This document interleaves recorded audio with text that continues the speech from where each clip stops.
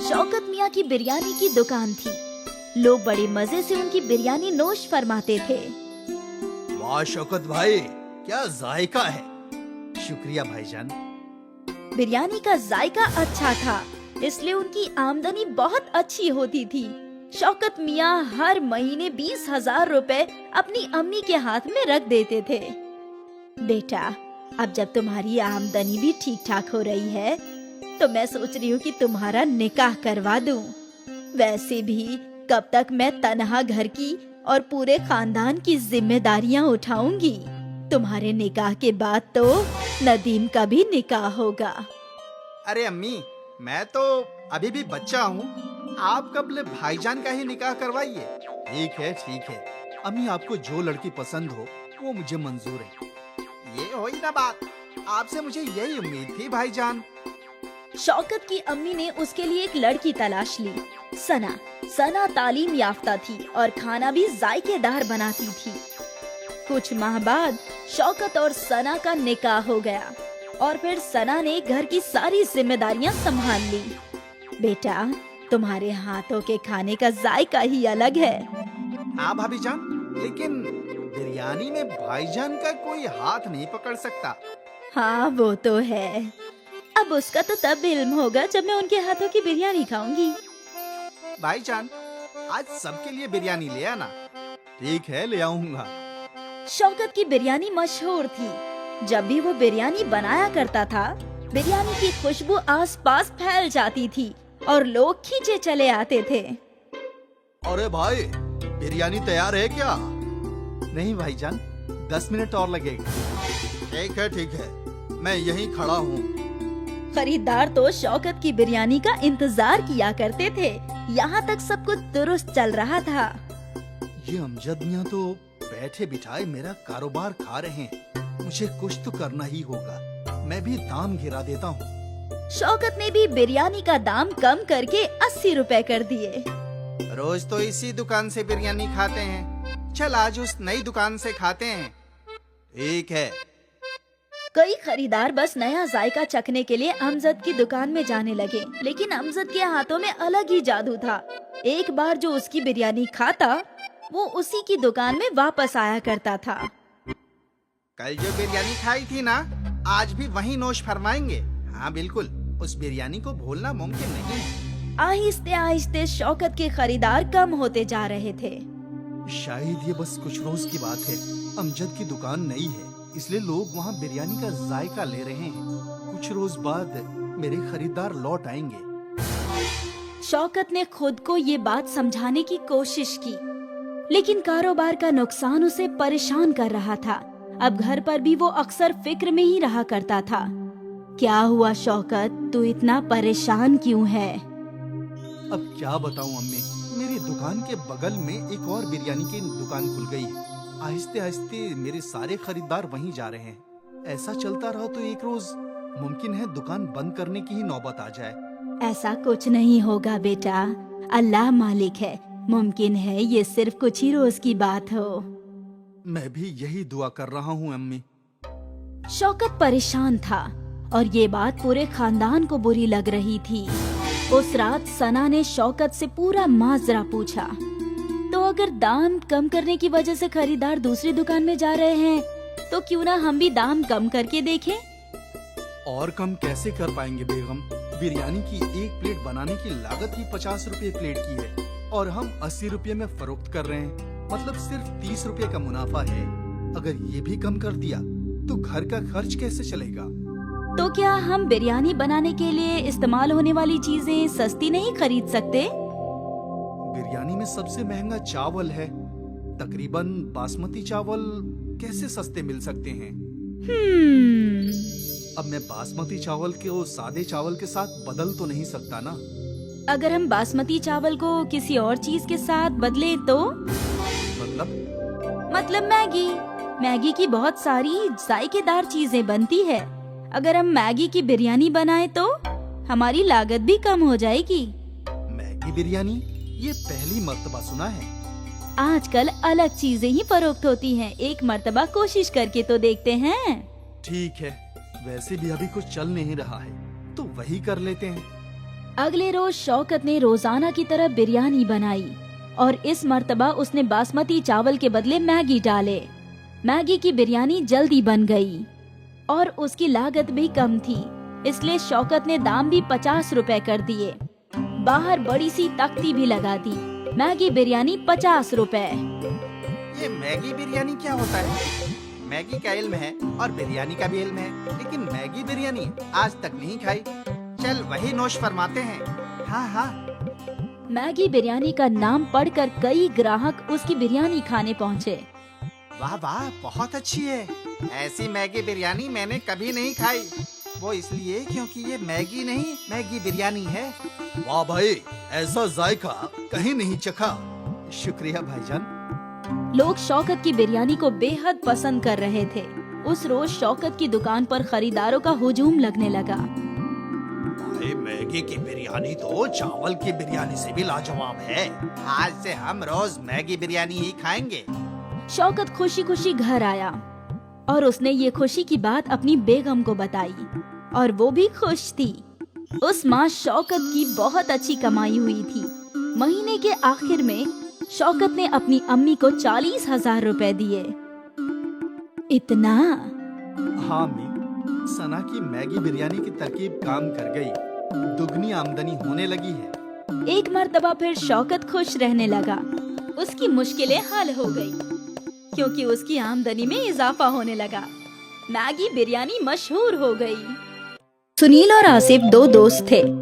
वो दोनों एक ही गांव में रहते थे और एक साथ बांस काटने जाया करते थे। हमें जंगल के नीचे की जानिब जाना चाहिए। वहाँ बहुत सारे बड़े बड़े बांस के दरख्त हैं, लेकिन वहाँ जाने के लिए हमें दरिया पार करना होगा। लेकिन अगर आते वक्त नदी में बहाव ज्यादा रहा तो हम लौटेंगे कैसे? हम तभी उस जानिब जाएंगे जब दरिया का बहाव कम हो और जल्दी जल्दी बांस काट कर लौट आएंगे। ज्यादा लंबे बांस से ज्यादा पैसे हासिल होंगे, वो सोचो। ये भी ठीक है, तो कल ही चलते हैं। अगले रोज से सुनील और आसिफ निचले जंगलों में पहुँचे।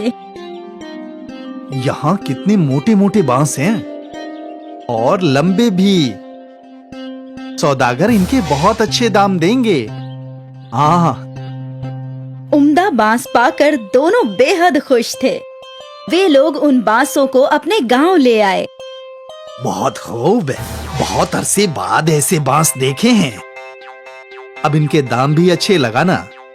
हाँ हाँ, एक बांस के 200 रुपये। तुम दोनों 5 बांस लाए हो, इनके हुए 1000।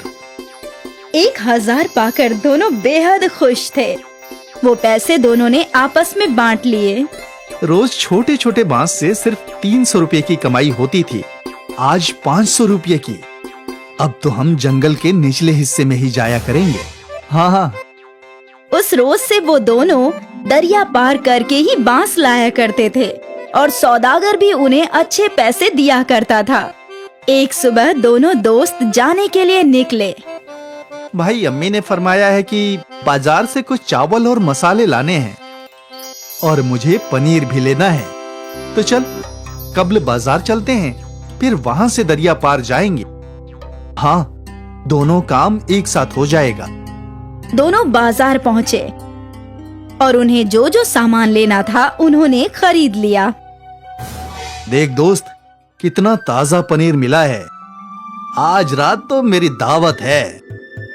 मैं भी आऊंगा नोश फरमाने। हाँ ना, तुझे कभी मना किया है क्या? चल अब दरिया पार चलते हैं। बांस काटकर फरोख्त भी तो करना है। हाँ हाँ। और वो दोनों निचले जंगल की जानिब बढ़ गए। हमेशा की तरह उन दोनों ने दरिया पार किया और फिर जंगल में पहुंच गए और बांस काटने लगे।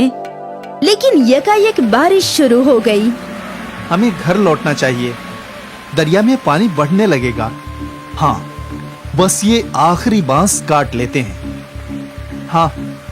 बारिश और तेज हो गई। कुछ ही देर में उनका बांस कट गया और वो लोग बांसों को इकट्ठा करके दरिया की जानिब बढ़ने लगे। लेकिन दरिया में तूफान था। दरिया में पानी बहुत ज्यादा है दोस्त, इतने उफान में दरिया पार करना वाजिब नहीं होगा। हाँ, हम कुछ देर जंगल में इंतजार करते हैं। हाँ, उस जानिब जो गुफा है वहीं इंतजार कर लेते हैं। दोनों गुफा की जानिब गए। गुफा में कब्ल ही कुछ सूखी लकड़ियां थी। इनको जला देता हूँ, थोड़ी गर्मी रहेगी। आसिफ ने जो सामान खरीदा था उसमें माचिस भी था। आसिफ ने उन सूखी लकड़ियों को आग लगा दी और दोनों दोस्त आग सेकने लगे। बहुत भूख लगी है यार, मुझे भी। सुन, हम कुछ बना लेते हैं। वैसे भी थोड़ा बहुत राशन तो है ही हमारे पास, लेकिन हम बनाएंगे कैसे? हमारे पास बर्तन तो है नहीं। तभी आसिफ का तवज्जो बांस की जानिब गया। हमारे पास बांस तो है, बांस के अंदर खाना पका सकते हैं। कैसे? तुमने बांस बिरयानी नहीं सुनी? नहीं, बांस में बिरयानी भी बनती है, लेकिन हमारे पास गोश्त कहाँ है? गोश्त नहीं है तो क्या हुआ, हमारे पास पनीर तो है, पनीर बिरयानी बना लेते हैं। लेकिन कैसे? तू देखता जा। आसिफ ने 2 बांस के टुकड़े काटे और उसके पास जो चावल थे वो धो दिए। बांस में चावल, मसाले, पानी, नमक और पनीर डाल दिया। फिर बांस के एक जानिब दरख्त के पत्तों को भरकर बांस को बंद कर दिया और फिर उन सब को अच्छे से हिलाकर जलती हुई आग में रख दिया। अब बस 20 मिनट में हमारी बांस बिरयानी तैयार हो जाएगी। देखते हैं। बांस आग में अच्छे से सिकने लगा और जब बांस पूरी तरह से जल गया तो बहुत ही मीठी मीठी खुशबू गुफा में फैल गई। मालूम होता है बिरयानी तैयार हो गई है दोस्त। आसिफ ने वो बांस बाहर निकाला और 2 केले के पत्ते लगा दिए और जैसे ही बांस थोड़े ठंडे हुए तो बिरयानी केले के पत्तों पर निकाल ली। दिखने में तो बहुत खूब लग रहा है। अब जैसी भी हो, भूख लगी है, खाते हैं। चल। दोनों ने बिरयानी चखी और दोनों मुतमईन हो गए और फिर दोनों बड़े मजे से बांस बिरयानी खाने लगे। भाई, तू तो ऐसी लाजवाब बांस बिरयानी बनाता है ना कि क्या बताऊं। शुक्रिया। तुझे तो ये बिरयानी फरोख्त करनी चाहिए दोस्त।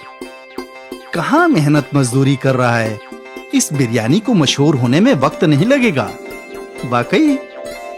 हाँ, तू कहे तो साथ में ढाबा खोलते हैं। हाँ हाँ, क्यों नहीं। जब बारिश रुकी, दरिया का पानी कम हुआ तो दोनों दोस्त सारे बांस लेकर अपने गांव आ गए। लेकिन आज उन्होंने बांस फरोख्त नहीं किए। अगले रोज आसिफ और सुनील ने गांव के चौराहे पर अपनी दुकान लगाई। गांव वाले हैरत में थे कि आखिर ये लोग बांस में क्या फरोख्त कर रहे हैं। अरे बेटा, ये क्या है? ये बांस बिरयानी है चाचा, पनीर की। बांस बिरयानी?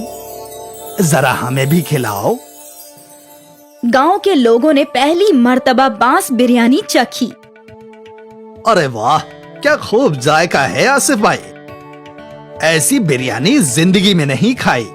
मजा आ गया। आसिफ और सुनील की बांस बिरयानी गांव में मशहूर हो गई। खरीदार कतार में खड़े रहकर बांस बिरयानी खाने लगे। आसिफ और सुनील की आमदनी में कई गुना इजाफा हो गया। और फिर क्या था, सुनील और आसिफ ने मजदूरी छोड़कर बांस बिरयानी फरोख्त करना शुरू कर दिया। वो लोग दिन दोगुनी और रात चौगुनी तरक्की करने लगे। दूर दूर से लोग बांस बिरयानी खाने के लिए आने लगे और देखते ही देखते उनका गांव में बहुत बड़ा रेस्टोरेंट बन गया और दोनों अमीर बन गए। सोचा नहीं था कि कभी ये सब भी होगा। मैंने भी बिल्कुल नहीं सोचा था दोस्त। उस रोज वो बारिश हमारी किस्मत बदलने के लिए आई थी। हाँ, ना उस रोज बारिश आती और ना हम फंसते और ना ही हम कभी बांस बिरयानी बनाते। दोस्त, ये सब कब्ल ही लिखा हुआ था। ऊपर वाला कब्ल ही सबकी किस्मत लिख देता है। हम तो बस मोहरे हैं जो उसकी राह पर चलते हैं। बिल्कुल, बांस बिरयानी ने आसिफ और सुनील की किस्मत बदल दी और उन दोनों को जिंदगी का बहुत बड़ा सबक मिला। परेशानियों से ही नए रास्ते हासिल होते हैं और न जाने कब किस्मत कौन सा मोड़ ले ले। अब्दुल मियाँ के इंतकाल के बाद उनके तीनों बच्चे यतीम हो गए। अब उनके सर पर वालिद का साया नहीं था। अब क्या होगा, कैसे हमारा घर चलेगा? दो जवान बेटियों की शादी करनी है। या अल्लाह, कुछ तो रहम कर। अम्मी, अब हमें ही बाहर जाकर काम करना होगा। लेकिन तू क्या काम कर सकती है? मुझे तो बस एक ही काम अच्छे से आता है, खाना बनाना। क्यों ना हम एक बिरयानी सेंटर खोल ले? लेकिन उसमें तो बहुत पैसे लगेंगे आपा। पैसों की फिक्र मत करो, मेरे ये गहने कब काम आएंगे। और बस एक बार सब ठीक हो जाए तो तुम तीनों इसे मिलकर छुड़ा लेना। लेकिन अम्मी, अब्बा ने ये आपके लिए खरीदे थे। बेटा, मेरी पहली जिम्मेदारी तुम सब हो। जेवर का क्या है, वो तो वापस मिल ही जाएंगे। ठीक है। शिफा ने अपनी अम्मी के जेवर ले लिए और उन्हें गिरवी रखकर उसे 20,000 रुपए मिले। उन पैसों से उन लोगों ने एक छोटा सा ठेला खरीद लिया और तीनों भाई बहन मिलकर उस ठेले पर काम करने लगे। ले लो गर्मा गर्म बिरयानी, जायका ऐसा कि उंगलियां चाटते रह जाओगे। ले लो गर्मा गर्म बिरयानी। कई लोगों ने उनके ठेले की बिरयानी चखी और सभी को वो बिरयानी अच्छी लगी। वाह, क्या बिरयानी है! हमने कभी इतनी लजीज बिरयानी नहीं खाई। हाँ, बहुत अच्छी बिरयानी है। शुक्रिया भाईजान, ये हमारी अम्मी का नुस्खा है, हमारी अम्मी की स्पेशल बिरयानी। बहुत अच्छी है। और देखते ही देखते उनका बिरयानी का ठेला चल पड़ा। अब लोगों की भीड़ लगने लगी। मुझे 2 बिरयानी पार्सल देना। ठीक है। मुझे भी दे दो। अब नदीम को लोगों को बुलाने की जरूरत नहीं थी। ठेले पर इतनी भीड़ रहती थी कि तीनों भाई बहन मिलकर ऑर्डर दिया करते थे। ये लीजिए आपका ऑर्डर। ये आपका। ये आपका। 1 माह बाद शिफा अपने कमाए हुए रुपए गिन रही थी। ये लीजिए अम्मी, इस माह का मुनाफा 20,000 रुपए। क्या? आपने सही सुना, 20,000 रुपए। इतने सारे पैसे? हमारी बिरयानी लोगों को बहुत पसंद आती है। ग्राहकों की हमेशा भीड़ लगी रहती है अम्मी। या अल्लाह, तेरा लाख लाख शुक्रिया। तूने मेरे बच्चों को कामयाबी अता फरमाई। शुक्रिया। अम्मी, अगले माह ही आपके जेवर छुड़वा लेंगे हम, इंशाल्लाह। आज शिफा का खानदान बहुत खुश था। उनके अब्बा के इंतकाल के बाद पहली मर्तबा उनके घर में कुछ अच्छा हो रहा था। तीनों भाई बहनों ने अपनी मेहनत जारी रखी और दिन दुगनी और रात चौगनी तरक्की करने लगे। ये सब हम तीनों की इत्तिहाद की वजह से हो रहा है। बिल्कुल आपा। और हम हमेशा एक ही रहेंगे। हाँ, हमेशा। कुछ माह में तीनों ने ठेले से होटल बना लिया। नदीम काउंटर पर बैठा करता और शिफा और सना बिरयानी पकाया करती। नदीम भाई, वही जायका है, ठेले वाला। बिल्कुल, यही तो हमारी अम्मी का नुस्खा है। भाईजान, जायका कभी नहीं बदलेगा। लोग अक्सर इनकी बिरयानी के जायके की तारीफ किया करते थे। धीरे धीरे इन्हें दावत के केटरिंग के कॉन्ट्रैक्ट्स भी मिलने लगे। भाई, मेरे घर कल एक दावत है, 100 लोगों की बिरयानी चाहिए। जी बिल्कुल, मिलेगी ना, लेकिन वही जायका चाहिए जैसा हम यहाँ खाते हैं। बिल्कुल वही जायका रहेगा, आप बेफिक्र होकर ऑर्डर दे जाइए। तीनों भाई बहन बहुत खुश थे कि उनका कारोबार बड़ा होता जा रहा था। फिर एक दिन क्या हुआ, ये ऑर्डर अब तक गया नहीं। वो कादरी साहब के घर निकाह था, लेकिन किसी वजह से वो निकाह टूट गया, तो अब ये खाना नहीं जाएगा। या अल्लाह, बहुत बुरा हुआ। तुम एक काम करो, ये खाना गरीबों को खिला दो, कम से कम कादरी साहब को दुआ मिलेगी। ठीक है आपा। अपनी बड़ी बहन के कहने पर नदीम ने सारी बिरयानी फकीरों में बांट दी, लेकिन उसका मन नहीं था। जब वो होटल लौटा तो सना वहीं थी। आपा कहाँ है? वो तो घर गई है। मुझे समझ में नहीं आ रहा कि आपा ने इतनी सारी बिरयानी गरीबों में बांटने को क्यों कहा। क्या बोल रहे हो तुम? सना आपा, आज कादरी साहब के घर पर निकाह था, तो उन्होंने 300 लोगों की बिरयानी ऑर्डर की थी, लेकिन किसी वजह से उनके घर का निकाह टूट गया, तो बिरयानी बच गई थी। मैं सोच रहा था कि हम वो बिरयानी बेच देंगे, लेकिन आपा ने बोला कि सारी बिरयानी गरीबों में बांट दो। ये तो सही फैसला नहीं हुआ। हम उस बिरयानी से भी कमा सकते थे ना आपा। हाँ बिल्कुल, हमारी आपा बहुत नेक दिल हैं, इसलिए उन्होंने सोचा होगा कि जब हमें बिरयानी के पैसे मिल गए हैं तो क्यों ना बिरयानी गरीबों में बांट दी जाए, और उन्हें दुगने मुनाफे का ख्याल आया ही नहीं होगा। हो सकता है। तभी शिफा वहाँ आई और सना और नदीम ने अपनी गुफ्तगू बंद कर दी। सारी बिरयानी गरीबों में बांट दी ना? हाँ हाँ बिल्कुल। कम से कम कादरी साहब को दुआएं मिले, अभी उन्हें दुआओं की खास जरूरत है। जी। सना और नदीम अपनी बड़ी बहन के फैसले से मुत्ताफिक नहीं थे। खैर, उनका कारोबार चलता रहा, उन्हें और भी बड़े बड़े ऑर्डर्स मिले, उनका होटल भी अच्छा चल रहा था। फिर कुछ माह बाद एक और ऑर्डर कैंसिल हो गया। नदीम, अंसारी जी का ऑर्डर कैंसिल हो गया है, तुम ये सारी बिरयानी गरीबों में बांट दो। ठीक है आपा। नदीम ने हाँ तो बोल दिया, लेकिन उसका मन नहीं था। बड़ी बहन के घर जाने के बाद सना और नदीम बातें करने लगे। क्या हम ये बिरयानी बेच नहीं सकते? अभी तो रात के 10 बज गए हैं, अब शायद ही ग्राहक आएंगे। एक काम करते हैं, इसे अंदर रख देते हैं, कल पहले यही बिक जाएगा। हाँ हाँ, ये सही होगा। दोनों भाई बहन ने मिलकर वो बिरयानी छुपा दी। अगले दिन उन लोगों ने पहले वही बिरयानी बेची और वो दोनों बेहद खुश थे कि मुनाफा दुगना हो रहा है, और शिफा इस बात से बेखबर थी। फिर क्या था, जब भी कोई ऑर्डर कैंसिल होता, अगले दिन वो बिरयानी सना और नदीम होटल में बेचा करते थे। ये सिलसिला काफी महीनों तक चलता रहा।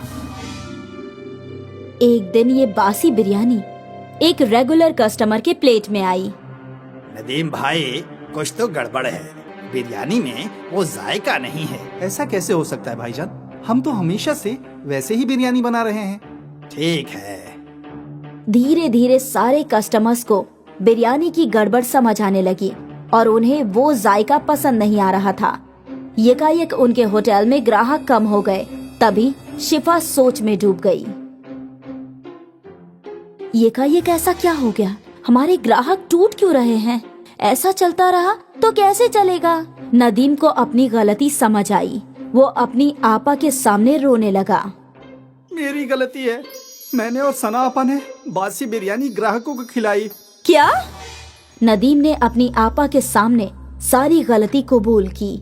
ये तूने क्या कर दिया? ज्यादा मुनाफा कमाने के चक्कर में धंधा ही तोड़ दिया। अब हम कैसे ग्राहकों को वापस लाएंगे? हमें माफ कर दीजिए आपा। हमें इल्म नहीं था कि ऐसा कुछ हो जाएगा। तुम्हारे लालच ने सब कुछ बर्बाद कर दिया। तीनों सोचने लगे कि अब वो लोग क्या कर सकते हैं, और फिर अगले दिन शिफा को एक तरकीब सूझी। शिफा ने एक तख्ती लिखवाई, हमें माफ कर दीजिए, हमारी गलती की वजह से आपको बासी बिरयानी खानी पड़ी, हम शर्मिंदा हैं, इसलिए अगले एक हफ्ते तक हम सबको मुफ्त में बिरयानी खिलाएंगे। ये तख्ती शिफा ने होटल के बाहर लगा दिया। कस्टमर्स ने तख्ती पढ़ी और वो मुफ्त की बिरयानी खाने होटल आ गए, और एक बार फिर उन्हें ताज़ी बिरयानी का जायका पसंद आने लगा। ये तो बिल्कुल पहले जैसी है। हाँ हाँ, मजा आ गया। भले ही उनको एक हफ्ते मुफ्त की बिरयानी खिलानी पड़ी, लेकिन उनकी मुश्किल का हल निकल गया। उनके ग्राहक लौट आए और सना और नदीम को समझ में आ गया कि लालच बुरी बला है। एक बार फिर अम्मी की बिरयानी चल पड़ी। नितुंजी नाम का एक गांव था, जहां पर अनिल नाम का आदमी पकौड़े बेचा करता था। अनिल अपनी बीवी निशा के साथ रहा करता था। ठीक अनिल के पकौड़े की दुकान के सामने कुलदीप नाम के आदमी ने चाय और शहर की मशहूर ओरियो बिस्किट बेचना शुरू किया था। कुलदीप और अनिल एक दूसरे से जलते थे। एक दिन कुलदीप और अनिल रास्ते में मिले। अरे भाई अनिल, पकोड़े कैसे बिक रहे तुम्हारे? अरे भाई तुम्हें क्या बताऊं, जब से तुम ये शहर की ओरियो नाम की बिस्किट लेकर आए हो ना, तब से सबको चाय के साथ इसी को खाना है। अब क्या बताओ अनिल भाई, धंधा तो मेरा भी अच्छा नहीं चल रहा है। कभी आपके पास ज्यादा ग्राहक हो जाते हैं, कभी मेरे पास। एक काम कीजिए, आप आपके पकोड़ों को बेचना बंद कर दीजिए। अरे कैसे बात कर रहे हो भाई, मेरी दुकान तुमसे पहले शुरू हुई थी, इसलिए तुम अपनी दुकान बंद करो। मैं अपनी दुकान नहीं बंद करूंगा। तो फिर मैं भी अपनी दुकान बंद नहीं करूंगा। दोनों एक दूसरे से झगड़ा करके अपनी अपनी दुकान पर चले जाते हैं। और दूसरी ओर जमींदारनी नीतू अपने चेले टीटू को कहती है, टीटू, मुझे एक नया कारोबार खोलना है, बताओ हम क्या कर सकते हैं? मालकिन, आजकल मैंने देखा है कि कस्बे में शहरी पकवान ज्यादा बिक रहे हैं। जैसे कि मैंने सुना है कि मैगी नाम का कोई पकवान बहुत ज्यादा बिक रहा है कस्बे में, लजीज भी होता है। अगर ऐसा है तो कल से हम वो मैगी ही बेचेंगे, वो भी लजीज बनाने वाली केमिकल को डालकर। जा टीटू, मैगी का सामान लेकर आ और अपने गुल्लू से, जो दूसरे गांव में दवाई बेचा करता है, से खाने को लजीज बनाने वाली दवा लेकर आ। वाह मालकिन, धंधा खुला नहीं और लोगों को लूटने का रास्ता भी सोच लिया। आप तो सच में बड़ी लालची निकली। चल फुट, जो लाने का है वो लेकर आ, ज्यादा मुंह मत चला। टीटू सामान लेने चला जाता है और शाम तक सारा सामान लेकर आ जाता है। अगली सुबह जमींदारनी गांव में मैगी बेचने लगती है। ले लो मैगी ले लो, ना ओरियो ना पकोड़े, मैगी खा के हम दौड़े, मैगी खाओ ताकतवर हो जाओ। तभी वहाँ से एक औरत गुजरती है और वो मैगी की बात सुनकर रुक जाती है। अरे वाह, मैंने तो सुना है मैगी तो सिर्फ शहर में बिकती है, मगर अब इस गांव में भी बिकेगी मैगी। गांव में मुझे छोड़कर कोई भी मैगी नहीं बनाता। अगर ऐसा है तो लाओ एक प्लेट मैगी खिलाओ। हाँ, अभी खिलाती हूँ। ए टीटू, एक प्लेट मैगी लगा दे। टीटू उस औरत को एक प्लेट मैगी देता है और वो औरत उस मैगी को खाकर बहुत खुश होती है। ये तो बड़ी ही लजीज है, इससे पहले मैंने ऐसा कोई लजीज खाना नहीं खाया है। आज से हर दिन एक प्लेट मैगी जरूर खाऊंगी। मैगी बहुत लजीज थी क्योंकि जमींदारनी उसके अंदर लजीज खाना बनाने वाली दवा डालती थी, मगर इस बात से गांव के लोग अनजान थे। धीरे धीरे गांव के सभी लोग जमींदारनी के मैगी के ठेले पर ही अपना नाश्ता और कई बार खाना भी खाया करते थे। अनिल और कुलदीप के ग्राहक ना के बराबर हो चुके थे, इसलिए एक दिन कुलदीप अनिल के पास जाता है और उससे कहता है, अरे अनिल भाई, आजकल धंधा कितना हो रहा है? अब क्या बताए, धंधा तो नाव के बराबर चल रहा है। सब इस जमींदार की मैगी की वजह से हुआ है। अनिल भाई, मुझे लगता है कि हमें एक बार वहां जाकर वो मैगी खानी चाहिए। हाँ, चलो जाकर खाते हैं। अनिल और कुलदीप दोनों ही जमींदारनी के मैगी के दुकान पर जाते हैं। जैसे ही वो पहुंचते हैं, टीटू को मैगी बनाते हुए देखते हैं। टीटू लजीज बनाने वाली दवाई को मैगी में डाल रहा था। टीटू, ये तुम मैगी में क्या डाल रहे हो? ये किस तरह का केमिकल है? अरे भाई, कुछ नहीं है, ये मैगी को लजीज बनाती है। नहीं, मैंने देखा तुम लजीज बनाने वाले दवाई को मैगी में डाल रहे थे। क्या तुम्हें इतना भी नहीं पता कि लोग इसे खाकर बीमार पड़ सकते हैं? तभी वहाँ पर जमींदारनी आ जाती है और वो उनसे कहती है, हाँ तो डाल रहे हैं हम वो दवाई, इससे तुम्हें क्या? लेकिन ये गलत है। हाँ तो क्या? मैं इस गांव की सबसे अमीर औरत हूँ, मेरा कोई कुछ नहीं बिगाड़ सकता। जाओ, जो करना है करो। सबको यही लगेगा कि तुम दोनों का धंधा ठप हो गया है, इसीलिए मुझ पर इल्जाम लगा रहे हो। अब जाओ यहाँ से, हमें बहुत काम है। अनिल और कुलदीप वहाँ से चले जाते हैं। वो देखते हैं कि अनिल की दुकान के पास एक साधु खड़ा है। बेटा, खाना खिला दो। बेटा, बड़ी दूर से यात्रा करके आया हूँ, कुछ खिला दो। दूध, पकोड़े, कुछ भी चलेगा। हाँ साधु जी, अभी मैं आपको खाने के लिए पकोड़े देता हूँ। मैं भी आपके लिए दूध और ओरियो लेकर आता हूँ।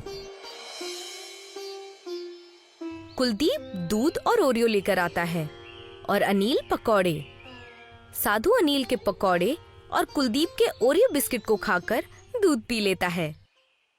बेटा, तुम दोनों का बहुत बहुत शुक्रिया, लेकिन मैंने देखा तुम दोनों मेरे पास आए तभी नाराज थे। क्या बात है बताओ मुझे, मैं तुम्हारी मदद करूंगा। अनिल और कुलदीप नीतू जमींदारनी की सारी बातें साधु को बताते हैं, जिसे सुनकर साधु उनसे कहता है, कोई बात नहीं बेटा, मैं तुम्हें एक ऐसी चीज दूंगा जिससे तुम दोनों जमींदारनी से भी कहीं ज्यादा जायकेदार पकवान बना सकोगे, लेकिन तुम दोनों को एक साथ काम करना होगा। साधु अपने हाथों को आगे करता है और एक मंत्र पढ़ता है।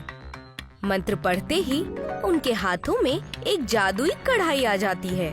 वो कढ़ाई वो अनिल को देते हुए उससे कहते हैं, ये कढ़ाई लो, इस कढ़ाई में पानी भी तेल का काम करेगा। इस तेल में तुम दोनों अपने अपने पकवान साथ में मिलाना और साथ में काम करना। बस बढ़ते रहो और अच्छी नियत रखो। जी साधु जी। साधु अपने रास्ते निकल जाते हैं। कुलदीप अनिल को ओरियो देता है और उस कढ़ाई में डालकर तलने लगता है। अनिल उस ओरियो पकौड़े को बाहर निकालता है और दोनों ही उसे खाते हैं। वो ओरियो पकौड़ा बहुत ही लजीज होता है। ये तो सच में लजीज है, इसे तो हमें अभी से बेचना शुरू कर देना चाहिए। अनिल और कुलदीप दोनों ओरियो पकौड़ा बेचना शुरू करते हैं। पकौड़े पकौड़े, ओरियो पकौड़े, इसे खाकर कोई भी पेट पकड़ के ना दौड़े, क्योंकि ये है लजीज और सेहत के लिए अच्छे भी। तो भाई खाओ हमारे पकौड़े। तभी वहाँ से एक आदमी अपना पेट पकड़कर जा रहा था। वो ओरियो पकौड़े सुनकर रुक जाता है और कहता है, अरे ये क्या है भाई, ओरियो पकौड़े पहले कभी तो नहीं सुने। अरे सुने नहीं है तो खा कर देख लो। और हाँ भाई, तुम ये पेट पकड़ कर क्यों बैठे हो? अबे क्या बताओ भाई, पेट में बहुत दर्द हो रहा है। कस्बे में बहुत लोगों को ये दिक्कत हो रही है और मुझे समझ में नहीं आ रहा है कि मैं ये ओरियो पकोड़े खाऊं या नहीं खाऊं। खा के देख लो, क्या पता तुम्हारे पेट का दर्द भी ठीक हो जाए। पकवान है कि दवाई? लाओ खा कर देखता हूँ, एक दो खिला दो। कुलदीप उस आदमी को एक प्लेट ओरियो पकौड़े खाने के लिए देता है। वो आदमी जैसे ही ओरियो पकौड़े खाता है, उसके पेट का दर्द खत्म हो जाता है। अरे वाह, ये तो सच में जादुई ओरियो पकोड़ा है। इसे खाते ही मेरे पेट का दर्द चला गया। लाओ भाई, एक प्लेट और खिला दो। कुलदीप उसको एक प्लेट और देता है। दूसरी ओर गांव में लोग बीमार होने लगते हैं, जिस वजह से सारे लोग अनिल और कुलदीप के ओरियो पकौड़े खाने लगते हैं। धीरे धीरे जमींदारनी की मैगी के ग्राहक ना के बराबर हो जाते हैं, जिससे गुस्सा होकर जमींदारनी टीटू से कहती है, अरे क्या हुआ, इतना अच्छा धंधा चल रहा था, अचानक ग्राहक इतने कम क्यों हो गए? मालकिन, वो हमारी मैगी खाकर लोगों को पेट में दर्द होना शुरू हो गया है। और दूसरी ओर वो अनिल और कुलदीप कोई अजीब पकवान बेच रहे हैं। ओरियो पकोड़े। हाँ, ओरियो पकोड़े बेच रहे हैं, जिसे खाने के बाद सारे लोग ठीक हो रहे हैं। ऐसा कैसे हो सकता है? ये क्या कोई जादुई तरीके से ओरियो पकौड़े बना रहे हैं? जी मालकिन जी, कढ़ाई में वो लोग पकोड़े बना रहे हैं। वो जादुई कढ़ाई है, जिसे एक साधु आशीर्वाद के तौर पर उन्हें भेंट देकर गए थे। उस कढ़ाई में जो भी बनता है वो भी लजीज ही बनता है और बीमारियां ठीक कर देता है। अच्छा, अगर ऐसा है तो वो कढ़ाई मेरे पास होनी चाहिए। जैसे ही रात होगी, हम दोनों जाकर उस कढ़ाई को चुरा लेंगे। पहले सबको धोखा देती थी, अब चोरी भी करने लग गई। चुप कर, जैसा कहती हूँ वैसा कर। जैसे ही रात होती है, रात के अंधेरे में जमींदारनी और टीटू दोनों ही अनिल और कुलदीप के ओरियो पकौड़े की दुकान पर आते हैं। वो दुकान खोलकर उसमें से वो कढ़ाई ढूंढने लगते हैं। कढ़ाई मिल जाती है। जैसे ही जमींदारनी और टीटू कढ़ाई को लेकर दुकान से निकलते हैं, वैसे ही वो देखते हैं कि सामने प्रधान, अनिल, कुलदीप और गांव वालों के साथ खड़े हैं। जमींदारनी, तुम्हारी चोरी पकड़ी गई। प्रधान जी आप? हाँ, मैं जब कस्बे में लोग ज्यादा बीमार पड़ने लग गए थे तब मैं तुम्हारी मैगी की जांच करने आया था। तभी मैंने तुम्हें तुम्हारे कामगार टीटू से बात करते हुए सुना। प्रधान जी, हमने खुद देखा है, ये वो लजीज बनाने वाली दवाई को मैगी में डालते हैं जिस वजह से लोग बीमार पड़ते हैं। प्रधान जी ऐसा कुछ नहीं है। अब इस चोरी से नहीं भाग पाओगी और हमने तुम्हें कढ़ाई चुराते हुए भी देख लिया है। लालच में इतनी अंधी हो गई कि कस्बे वालों की सेहत के साथ भी खिलवाड़ कर बैठी। क्या करोगी इतने पैसों का? क्या मरने के बाद 1 रुपए का सिक्का भी साथ लेकर जाओगी? तो किस बात का इतना लालच? तुम्हें और तुम्हारे कामगार दोनों को इस कस्बे से निकाला जाता है। चले जाओ और कभी अपनी शक्ल मत दिखाना। प्रधान और गांव वाले नीतू जमींदारनी और उसके कामगार टीटू को गांव से बेदखल कर देते हैं और अनिल और कुलदीप के ओरियो पकौड़े पूरे गांव में मशहूर हो जाते हैं।